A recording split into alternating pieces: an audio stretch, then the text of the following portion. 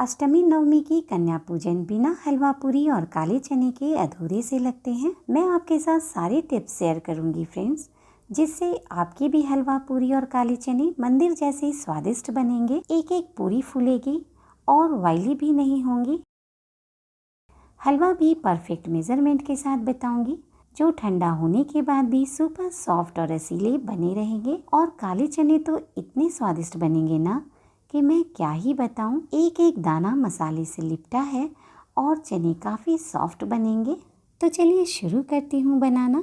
यहाँ मैंने चने को 3-4 पानी अच्छे से धोकर ओवरनाइट सोक होने के लिए रख दिया था। और देखिए चने अच्छे से फूल गए हैं। अगर आपके पास इतना टाइम नहीं है तो गर्म पानी में 2 घंटे के लिए ढककर रख देंगे ना, तो भी चना अच्छे से फूल जाएगा। अब ये सारे चने पानी के साथ ही कुकर में डाल देती हूँ, क्योंकि ये चने का पानी ना काफ़ी हेल्दी होता है, इसलिए मैं इसे फेंकती नहीं हूँ। साथ में थोड़ा सा पानी और डाल दूँगी ताकि चने पानी में अच्छे से डूब जाएं।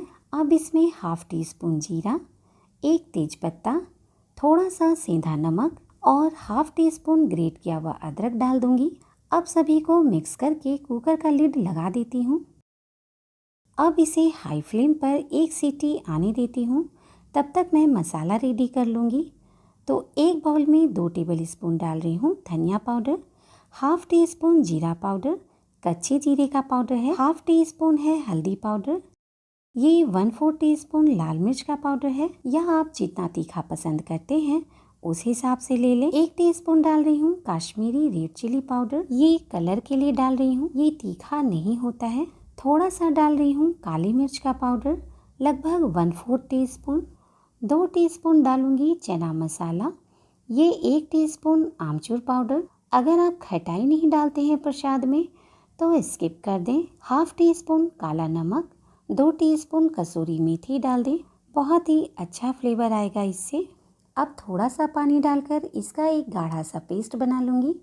मसाले का पेस्ट इसलिए बना लिया है ना कि भूनते वक्त वो जलेंगे नहीं। अभी इसे साइड में रखती हूँ।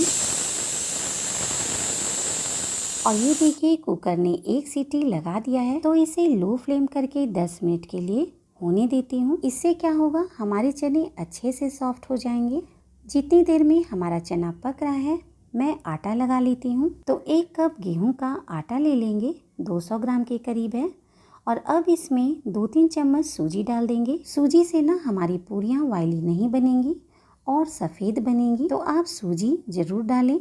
अब इसे मिक्स करके थोड़ा थोड़ा पानी डालकर टाइट आटा लगाएंगे। इस पूरी में ना नमक नहीं डालते हैं, एक साथ ज़्यादा पानी बिल्कुल भी नहीं डालेंगे। और जब भी पूरी के लिए आटा लगाएं ना तो अच्छे से नीड करें, इससे हमारी पूरियाँ फुली फुली और सॉफ्ट बनेंगी। और देखिए हथेली से इस तरह से मसलते हुए आटा को चिकना कर लेंगे।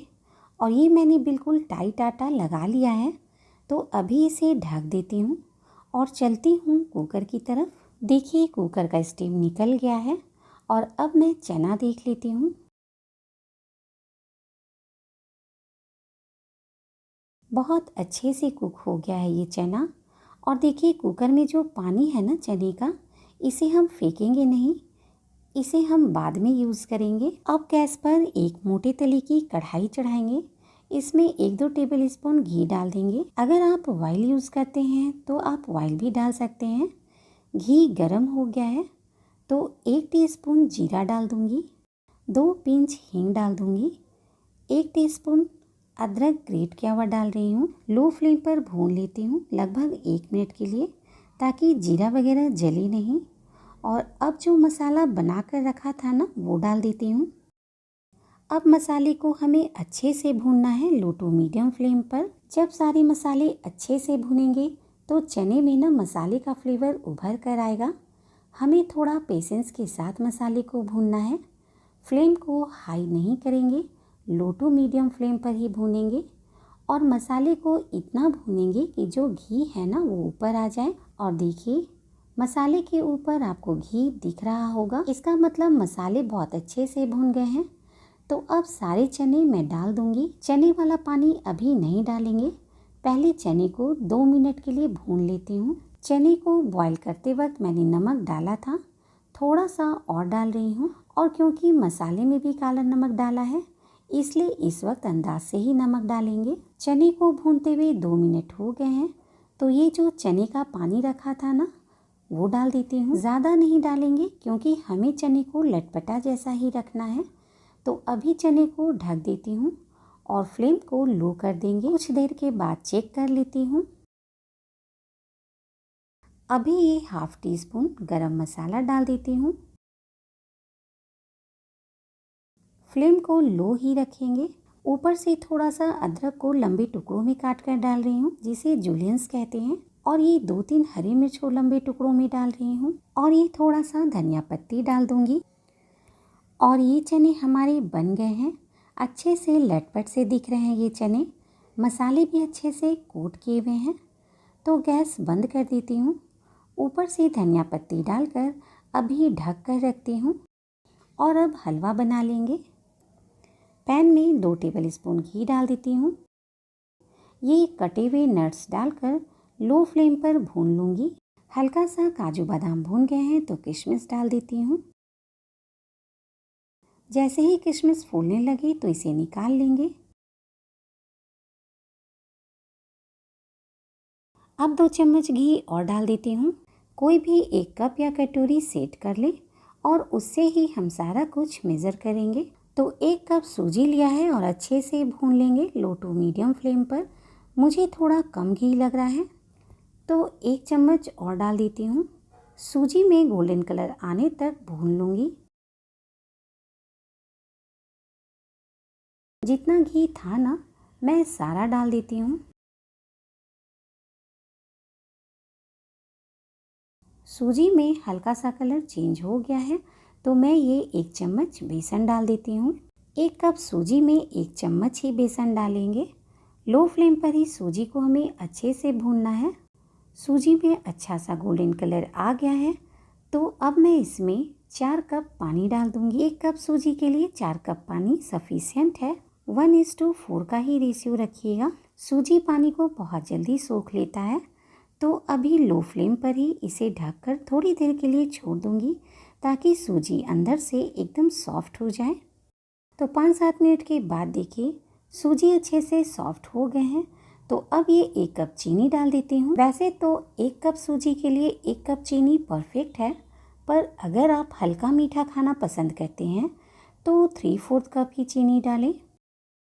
तो अब मैं इसमें 3-4 हरी इलायची कूट कर डाल रही हूँ। देखिए धीरे धीरे चीनी भी मेल्ट हो रहा है। इस प्रोसेस से जब आप हलवा बनाएंगे ना, तो आपका हलवा एकदम रसीला बनेगा और ठंडा होने के बाद भी सूखा सूखा नहीं लगेगा। चीनी मेल्ट होने के बाद 2-3 मिनट और भूनूंगी क्योंकि चीनी भी पानी छोड़ता है ना। और ये भुने हुए नट्स डाल देती हूँ।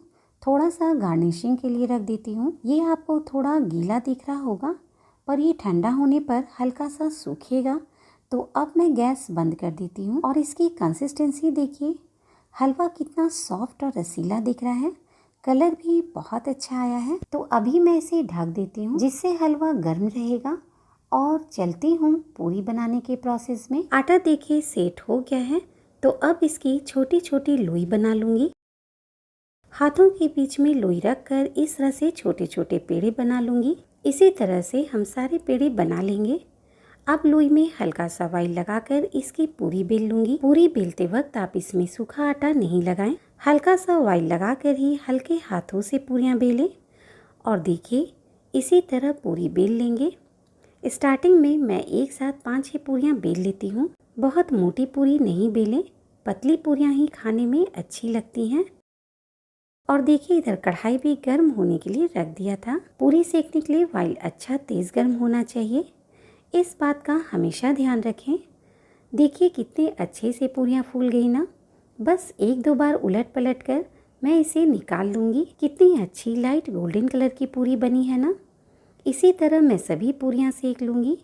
पूरी सेकते वक्त फ्लेम हाई रखें। इस प्रोसेस से जब आप पूरी बनाएंगे ना, तो सारी पूरियाँ आपकी फूलेंगी। और मैंने जो इसमें सूजी डाला है ना, तो इससे बिल्कुल भी ऑयली नहीं बनेंगे।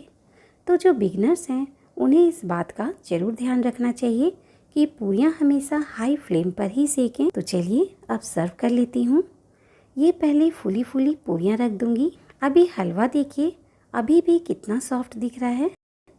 और अब ये चटपटे मसालों से लिपटे हुए काले चने डाल देती हूँ। उम्मीद करती हूँ फ्रेंड्स आपको ये रेसिपी ज़रूर पसंद आई होगी।